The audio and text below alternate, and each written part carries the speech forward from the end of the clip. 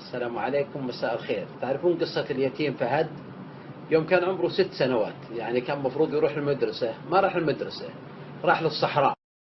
كان يرعى الغنم عند واحد قاسي، ما راعى طفولته ولا غربته ولا يتمه، وكان يطعمه كل يوم كف من الجراد، يعني ملا كف من الجراد، ما له مقابل الرعي شيء إلا كف الجراد هذا. يوم من الأيام جاع زيادة وفك كيس الجراد وأكل بدون ما يدري صاحبه. عرف سيده القصة هذه، شاله فوق راسه في منطقة صخرية صلبة وضرب فيه على الأرض ووطى راسه وضربه ضرب شديد. سهر فهد تلك الليلة ما وجد اليد اللي تحنو عليه، ولا الأذن اللي تسمع نشيجه وبكاؤه، ولا الحضن اللي يحتويه. كان فريد، ما عنده أحد يستشيره، ولذلك عزم على فكرة خطيرة ولكن لابد منها، هي فكرة الهرب. ولكن إلى أين؟ بكى تلك الليلة كثير، ولكنه صمم على الأمر. ولما أصبح طلب سيده منه أنه يرسل له الغنم على دفعات مثل العادة من أجل يسقيها. أرسل الغنم دفعة واحدة ولاذ بالفرار، وهو يعرف أن هذه فرصته الوحيدة هالدقائق هذه، ولذلك لازم يسرع وما يلتفت أبدا. بعدما تعب التفت، ما فيها حد، بدأ يمشي مشي طبيعي، اطمأن نوعا ما، ولكنه قلق من اللي قدامه، وين يروح ولا يدري وين يروح أصلا. كل ما تعب تخيل أمه قدامه، فأعطاه هذا الخيال وقود للمشي. في الليل نام تحت شجرة، ممكن ذئب ياكله، كلاب تنبح، إنسان من دون خبرة في الحياة إيش يسوي؟ في الصباح واصل المسير. الظهر شاف خيمة بدو من بعيد، أحس بالأمان فأغمي عليه. شافته امرأة من بعيد وجت تركض له، أخذته المرأة البدوية وجابته للخيمة وغسلته وهدأت من روعه، وقالت له أبشر إن جو جماعتنا والله تشبع تمر إن شاء الله. وينك وين رايح؟ قال لها أمي في بريدة، أبغى أروح لبريدة. فوصفت له الطريق إلى مدينة اسمها الفوارة، وواصل الولد مشوار.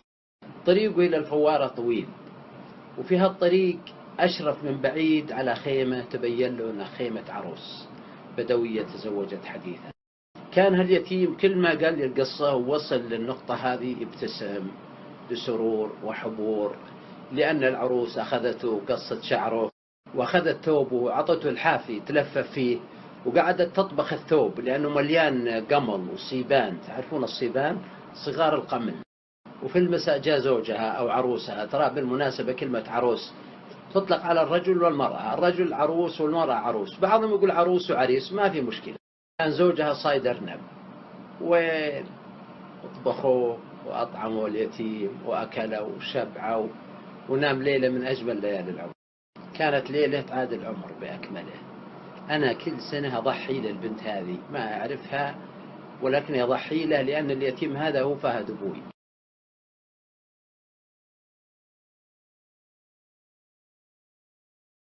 مرة كنا في الدكان وجاء شاب وسلم على أبوي وقال له تعرف فهد؟ قال أنا فهد.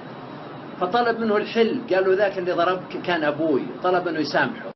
سامحه، وكان كل ما يذكره ترحم عليه ودعاله، وما يذكر القصة إلا على سبيل الاعتبار فقط، وكانوا يعطينا دروس نحن للحياة.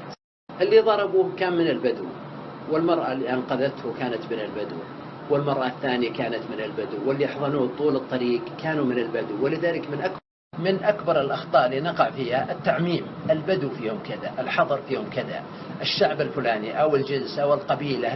لا يا أخي أبدا، لا تعمم. عمر بن الخطاب رضي الله عنه يقول البدو هم أصل العرب ومادة الإسلام. تعود أنك ما تعمم، على الأقل في الشر.